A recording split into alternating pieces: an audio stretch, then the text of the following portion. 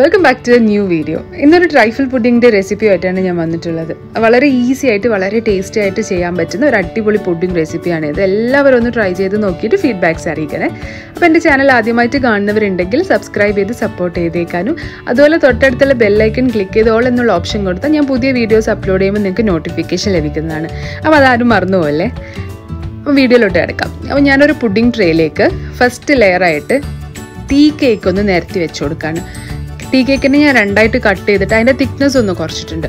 അപ്പോൾ നമ്മുടെ ഏത് ട്രേ ആണോ എടുക്കുന്നത് അതിന് കണക്കായിട്ട് ഇതൊന്ന് ഇതുപോലെ സ്പ്രെഡ് ചെയ്ത് കൊടുക്കുക. എന്നിട്ട് ഇത് നമുക്ക് ഒന്ന് വെറ്റ് ചെയ്ത് കൊടുക്കണം. അതിനായിട്ട് ഞാൻ പാലാണ് എടുത്തത്. കാച്ചിയ പാൽ തന്നെയാണ്. ചൂട് കുറഞ്ഞ ഒന്ന് വാമായിട്ടുള്ള ആ ഒരു സമയത്ത് നമുക്കിതിങ്ങനെ ആഡ് ചെയ്ത് കൊടുക്കാം. അപ്പോൾ അതിൻ്റെ ഡ്രൈനെസ് പോകാൻ വേണ്ടിയിട്ടാണ് ഇങ്ങനെ ചെയ്യുന്നത്. അതിനുശേഷം നമുക്കിത് ഫ്രിഡ്ജിൽ വെച്ചിട്ടൊന്ന് സെറ്റ് ചെയ്തിട്ട് എടുക്കണം. അടുത്തതായിട്ട് ഒരു 2 കപ്പ് പൈനാപ്പിൾ ചോപ്പ് ചെയ്തത് ഒരു നോൺ സ്റ്റിക്ക് പാനിലിട്ടിട്ട് അതിലേക്കൊരു 3 ടേബിൾ സ്പൂൺ പഞ്ചസാരയും കൂടി ചേർത്തിട്ട് ഇതിനൊന്ന് കാരമലൈസ് ചെയ്തിട്ട് എടുക്കണം. പൈനാപ്പിളിൻ്റെ ആ കറുത്ത കണ്ണെടുക്കാൻ വേണ്ടിയിട്ട് ശ്രദ്ധിക്കണം. അല്ലെങ്കിൽ ആ ഒരു നമ്മൾ എന്താ പറയുക കഴിക്കുമ്പോൾ അതൊരു അരോചകമായിട്ട് തോന്നും. അപ്പോൾ ഒരു 10-15 മിനിറ്റ് എടുക്കും ഏകദേശം ഇതൊന്ന് കാരമലൈസ് ആയിട്ട് വരാൻ. അതുവരെ നമുക്കിതുപോലെ ഒന്ന് റോസ്റ്റ് ചെയ്ത് കൊടുക്കാം. അപ്പോൾ നമ്മുടെ പൈനാപ്പിൾ ഏകദേശം കാരമലൈസ് ആയിട്ട് വന്നിട്ടുണ്ട്. നന്നായിട്ട് കുക്കാണ് കേട്ടോ. എന്നിട്ട് നമുക്കിതിനെ നമ്മുടെ കേക്കിൻ്റെ ലെയറിൻ്റെ മേലിൽ ഇതുപോലെ അപ്ലൈ ചെയ്ത് കൊടുക്കാം. ഇനി അഥവാ പൈനാപ്പിൾ ഇല്ലെങ്കിൽ നിങ്ങൾക്ക് ജാം കയ്യിലുണ്ടെങ്കിൽ അതും ചേർത്ത് കൊടുക്കാം. ഇതിപ്പോൾ ജാമിൻ്റെ ഒക്കെ ഒരു ടേസ്റ്റാണ് വരിക.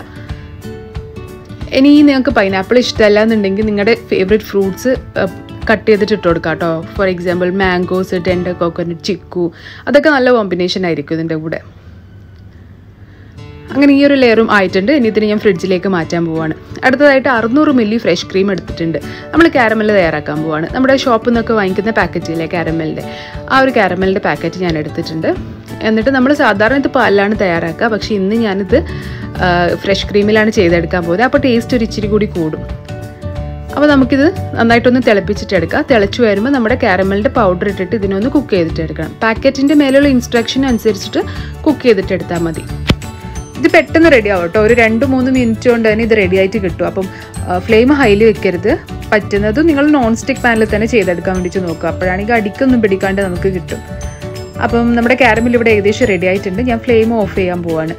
പിന്നെ മധുരത്തിന് ആവശ്യമായ പഞ്ചസാര ചേർത്ത് കൊടുക്കണം കേട്ടോ. ഞാനിപ്പോൾ ഇവിടെ 2 ടേബിൾ സ്പൂൺ പഞ്ചസാരയാണ് ചേർത്ത് കൊടുക്കുന്നത്. നിങ്ങളുടെ മധുരത്തിന് ആവശ്യമായിട്ടുള്ള പഞ്ചസാര ചേർത്ത് കൊടുക്കുക. മിൽക്ക് മെയ്ഡൊന്നും ചേർക്കേണ്ട ആവശ്യമില്ല, പഞ്ചസാര തന്നെ മതിയാവും. എന്നിട്ട് ഇത് നന്നായിട്ട് യോജിപ്പിച്ചതിന് ശേഷം നമ്മൾ നേരത്തെ തയ്യാറാക്കി വെച്ച പൈനാപ്പിൾ ലെയറിൻ്റെ മേലേക്ക് ഇത് ഒഴിച്ചു കൊടുക്കാം. ഇത് ചെറുതായിട്ടൊന്ന് കൂളാവുമ്പോൾ തന്നെ സെറ്റായിട്ട് വരുന്നുണ്ട്. അപ്പം അധികം കൂളാവാൻ നിൽക്കാതെ പെട്ടെന്ന് തന്നെ ഒഴിച്ചു കൊടുക്കാം കേട്ടോ.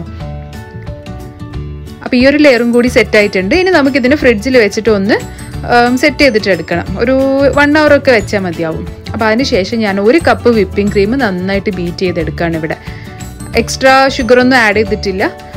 വിപ്പിംഗ് ക്രീമിലൊരു മധുരം ഉണ്ടാവുമല്ലോ, അത് തന്നെയാണ് ഉള്ളൂ. ഇതിന് എക്സ്ട്രാ ആയിട്ടൊന്നും ഞാൻ ചേർത്തിട്ടില്ല. അപ്പോൾ ഇത് നന്നായിട്ട് ബീറ്റായിട്ട് വന്നിട്ടുണ്ട്. ഇതാണ് നമ്മുടെ ലാസ്റ്റ് ലെയർ കേട്ടോ.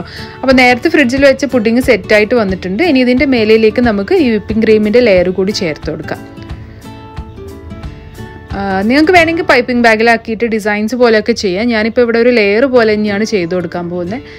അപ്പോൾ നല്ല ഈവനായിട്ട് കെയർഫുള്ളായിട്ട് സ്പ്രെഡ് ചെയ്തെടുക്കുക. ഒരുപാട് അമർത്തി പോകരുത്. അപ്പം ഈ പുഡിങ് ബ്രേക്കായി പോവും. അങ്ങനെ നമ്മുടെ ലാസ്റ്റ് ലെയറും കൂടി ഇവിടെ റെഡി ആയിട്ടുണ്ട്.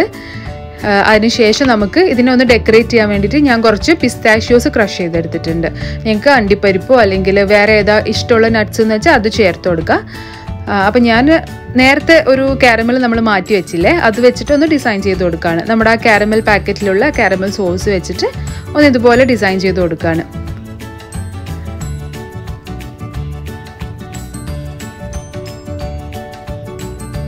ഇതൊക്കെ നിങ്ങളുടെ ഇഷ്ടത്തിനനുസരിച്ചിട്ട് നിങ്ങളുടെ ക്രിയേറ്റിവിറ്റി പോലെയൊക്കെ ചെയ്യാം കേട്ടോ.